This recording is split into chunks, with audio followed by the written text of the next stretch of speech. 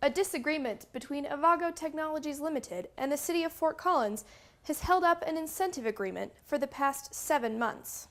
Last October, the Fort Collins City Council approved $4.6 million in tax breaks for semiconductor manufacturer Avago's expansion. But the deal hit an impasse in January after the city told Avago that it would not give tax rebates on equipment purchased before the City Council tentatively approved the $4.6 million package October 16th.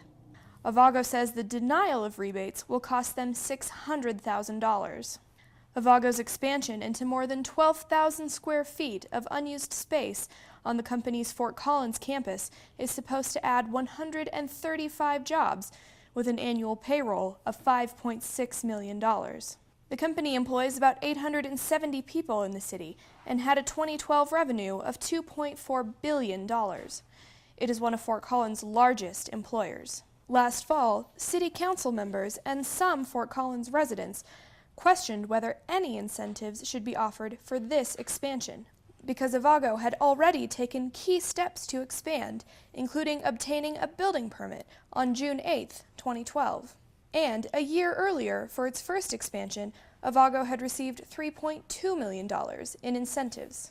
But the City Council decided to move forward with the second round of incentives, giving tentative approval to the $4.6 million package on October 16th, and directing city staff to finalize the details. In January, however, trouble arose when city staff said they would not give Avago rebates for equipment purchased before the October agreement was approved by the City Council. Avago argued that the city should push the effective date of the rebates back to June so that it could collect the $600,000.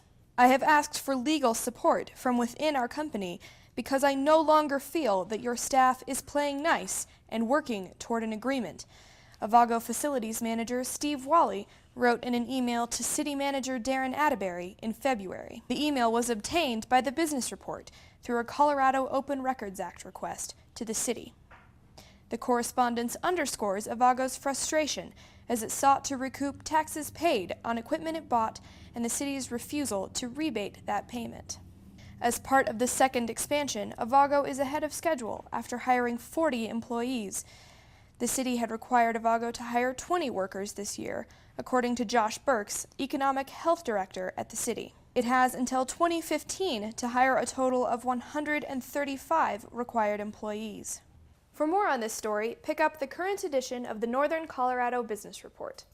Reporting for Northern Colorado 5, I'm Molly Armbruster, and this has been your Northern Colorado Business Report.